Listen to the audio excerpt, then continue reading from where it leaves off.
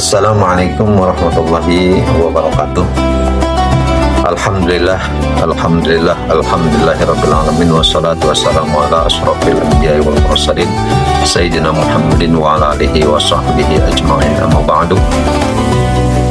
Sahabat cerdas yang dirahmati Allah Subhanahu wa taala, semoga kita sekalian pada bulan suci Ramadan kali ini tahun 2026 Masehi 1447 Hijriah diberikan keberkahan, kekuatan, kesehatan oleh Allah Subhanahu wa taala sehingga kita sekalian dapat melaksanakan ibadah sesuai dengan yang diajarkan Rasulullah sallallahu alaihi wasallam. Amin amin amin ya Allah ya rabbal alamin. Sahabat cerdas billah, pada kesempatan kali ini kita akan mencoba membahas beberapa topik trending atau trending topik terkait pelaksanaan ibadah bulan suci Ramadan, bil khusus tentang pelaksanaan tarawih pada malam Ramadan,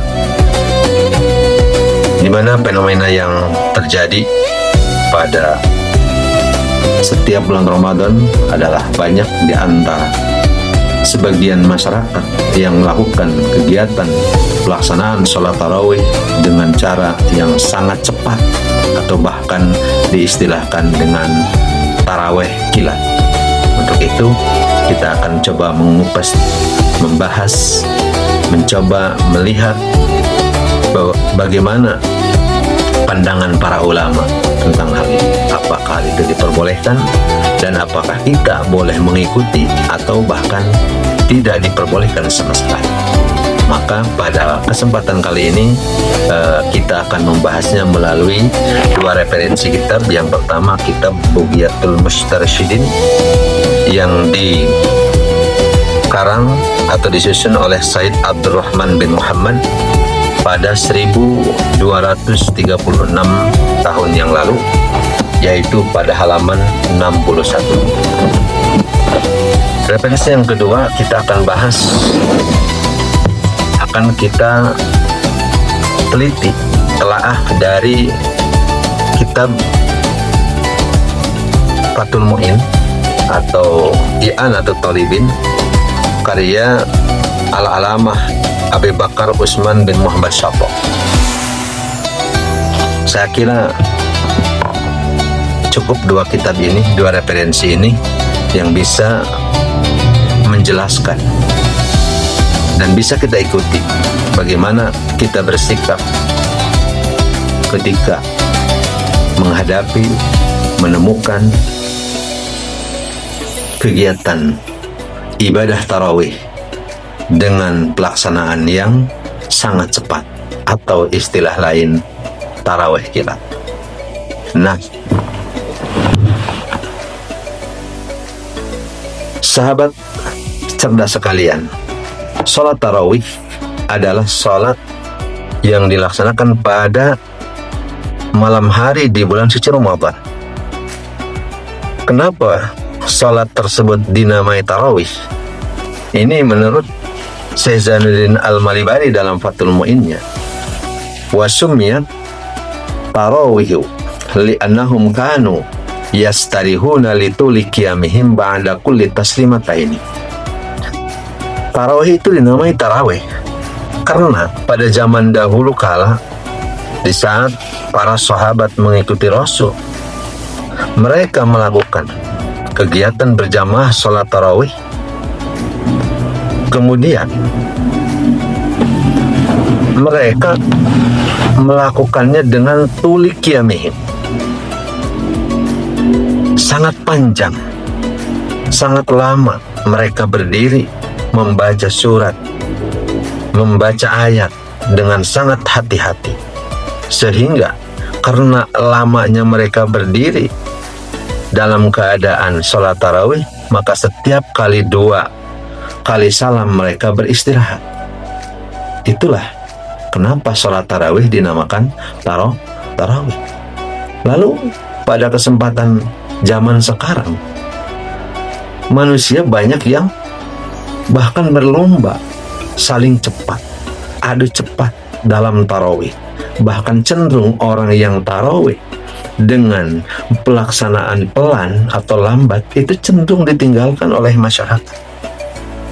Ya tentunya terutama masyarakat yang masih awam. Untuk itu kata Bughyatul Mustarsyidin pada halaman 61, wa amma takhfiful mufritu fi sholati tarawih faminal bid'il pasyiyah. Salat tarawih yang terlalu cepat minal bid'il pasyiyah itu termasuk bid'ah yang masyhur. Kalimatnya pasyiyah ya Pak, ya Bu, ya saudara, ya kawan, bukan fahisyah tapi pasyiyah. Memang bid'ah yang sedang masyhur di kalangan masyarakat, itu bid'ah. Karena tadi sahabat itu tidak melakukan sholat tarawih dengan cepat. Mereka lama sholat tarawih. Kenapa sekarang menjadi cepat? Lijuhlil a'immati wa takasulihim.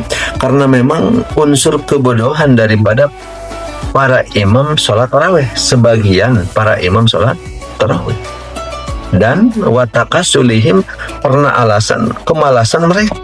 Mereka malas sebenarnya, bukan niat ibadah. Nah, di dalam keterangan lain masih di Bughyatul Mustarsyidin disebutkan wa muqtada ibarati tuhfati annal infirada fi hadhil halati afdalu minal jamaah. Kata Ibnu Hajar dalam tuhfahnya, annal infirada fi hadhil halati afdalu minal jamaah. Sesungguhnya sholat menyendiri pada keadaan imam selalu mempercepat sholat tarawihnya itu lebih utama ketimbang ikut berjamaah, kata Ibnu Hajar al-Haytami dalam kitab Tuhfah. Bahkan dilanjutkan, in alimal ma'mumu awdhanna annal imama la yutimu ba'dal arkani lam yasihil iqtida bihi aslan.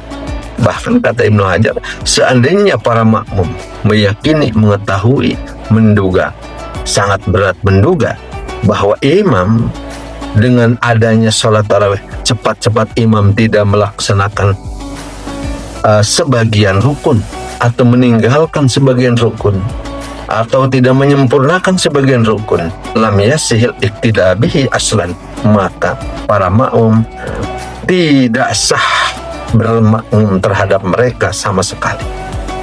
Untuk itu, demi menyelamatkan sholat ibadah kita pada bulan suci Ramadan, maka kehati-hatian itu penting.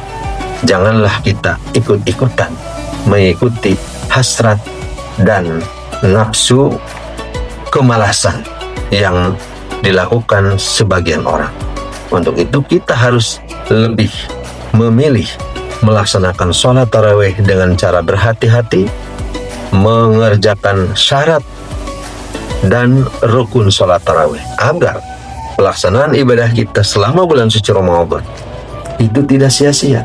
Karena bagi Allah tidak ada sholat yang dilakukan dengan cara yang tergesa-gesa, al-ajalah minasyaiton, itu hanya karena godaan setan. Untuk itu, agar tidak kita merugi di akhir nanti, marilah kita melaksanakan ibadah pada bulan suci Ramadan berdasarkan pantauan dan panutan terhadap sandaran dalil-dalil, baik itu dalil Al-Quran, dalil hadis, dalil ijma' para ulama.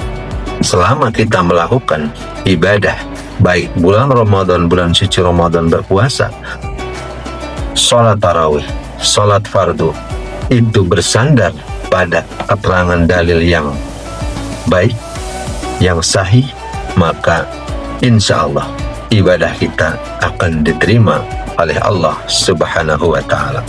Demikian penjelasan singkat, semoga dapat bermanfaat. Mohon maaf atas segala kekurangan. Billahi taufiq wal hidayah.